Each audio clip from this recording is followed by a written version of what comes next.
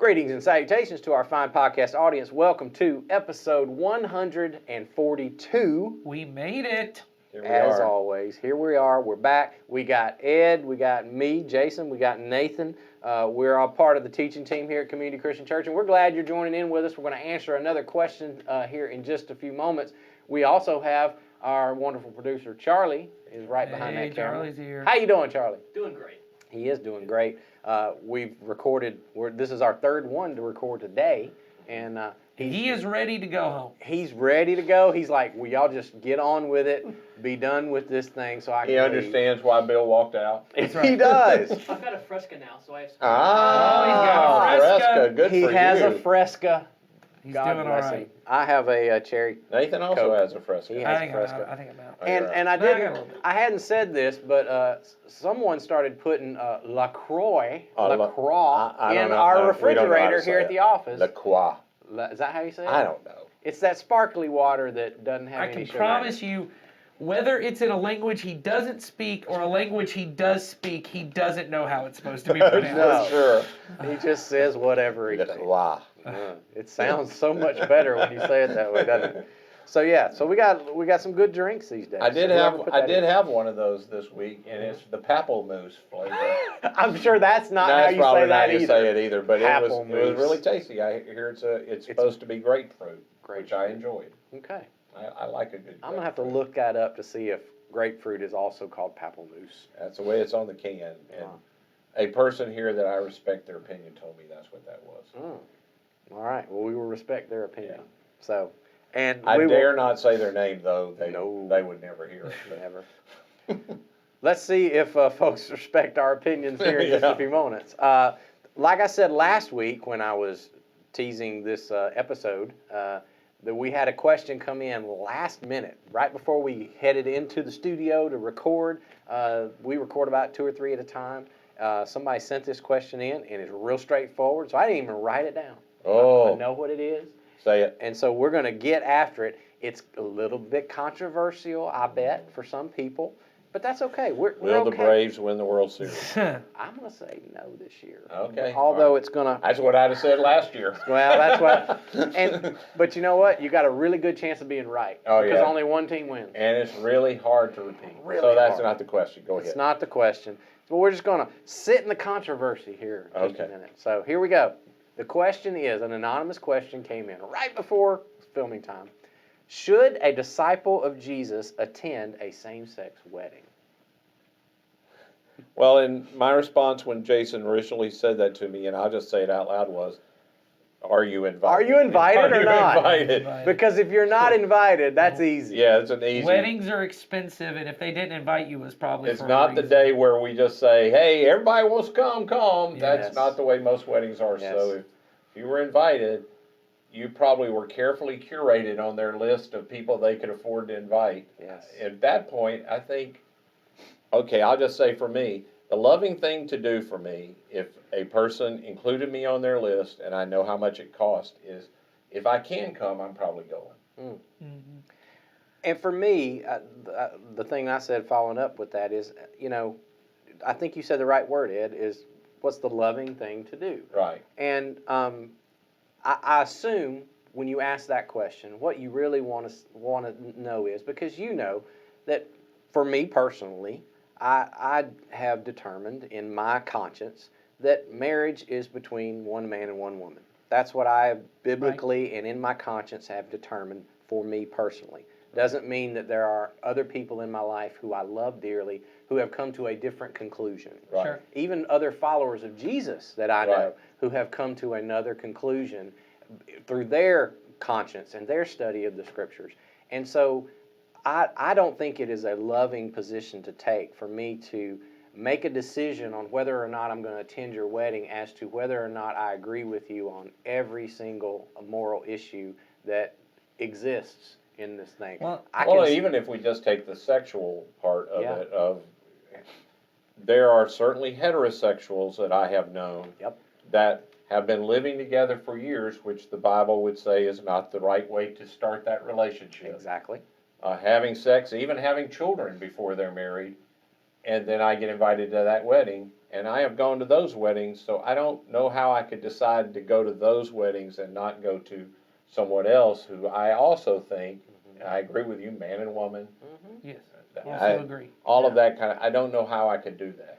Okay, go ahead. All I was going to say is I think, I would assume the reason you would say maybe, I'm trying to imagine the scenario where I'm close enough to a person that, just because I know several people are getting married right now, and all of them know how expensive it is, how they really have to whittle down the amount of people they invite. So I'm close enough to a person that they would invite me to their wedding, and I'm assuming maybe the reason is because I'm also a person.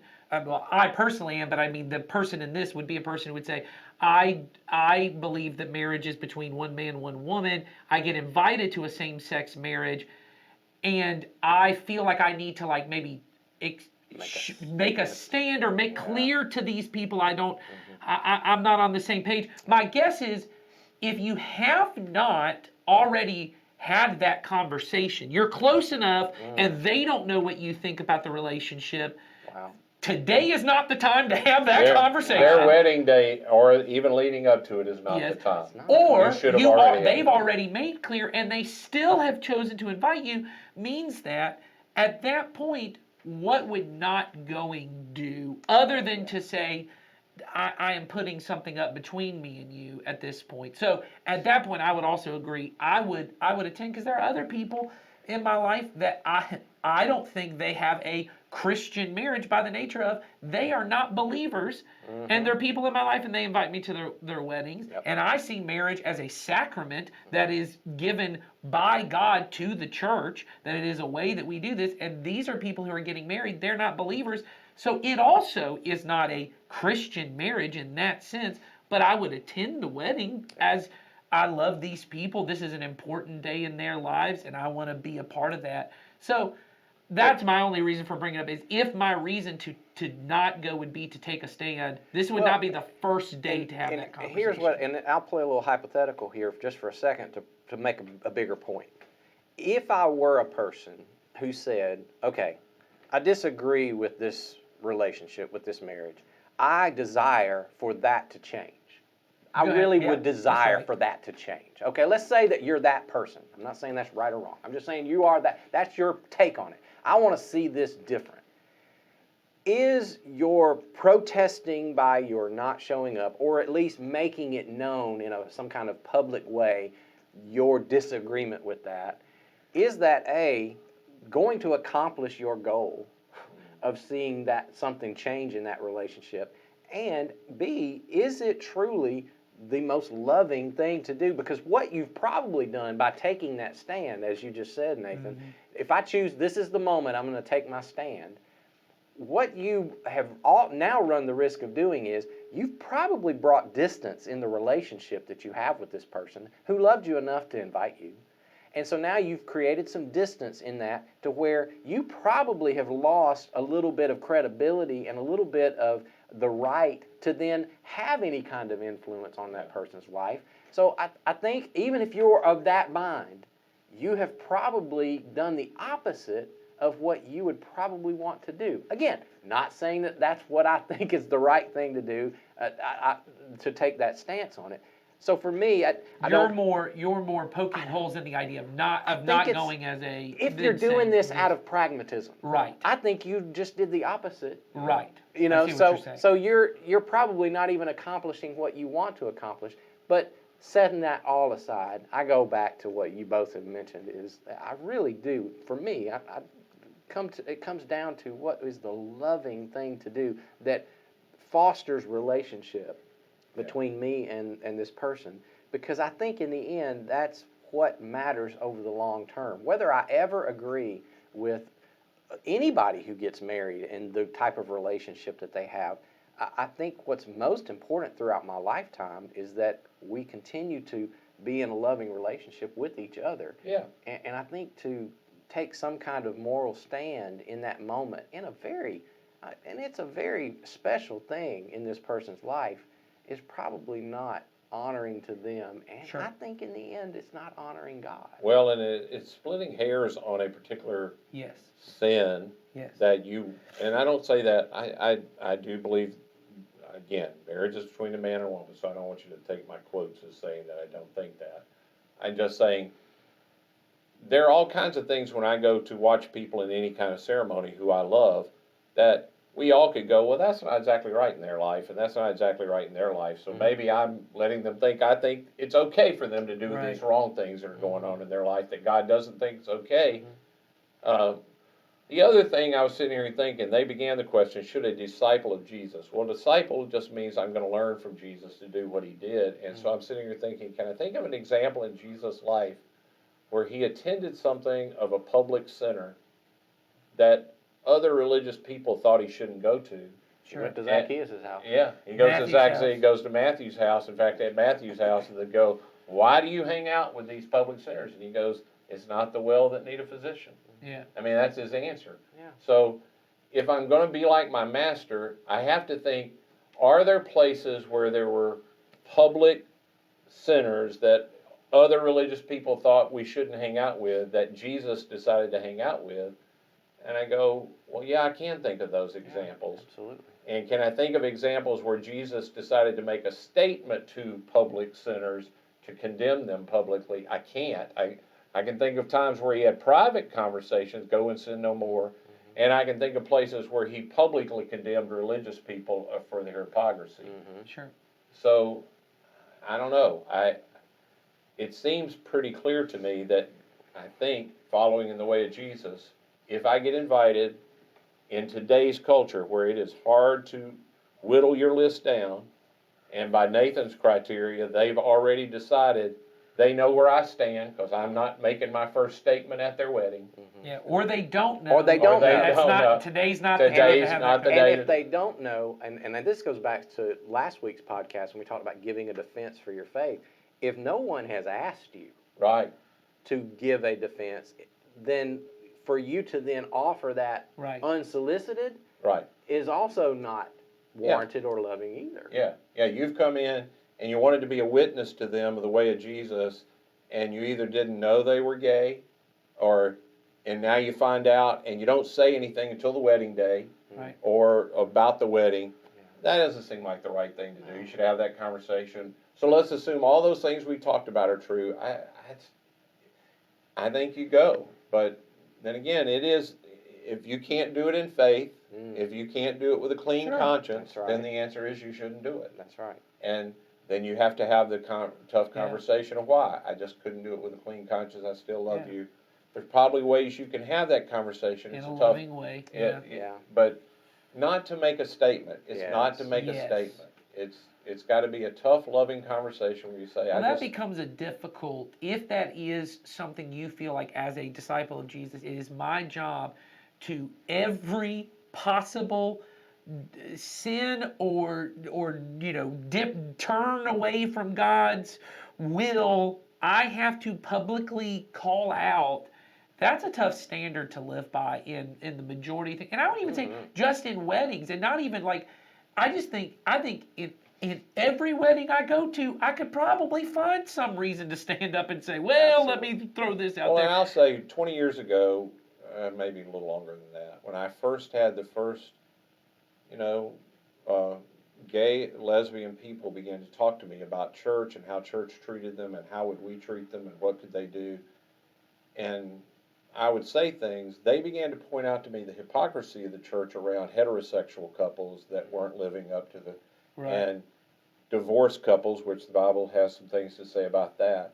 And the hypocrisy they pointed out was right. It's They right. were crystal clear. They are.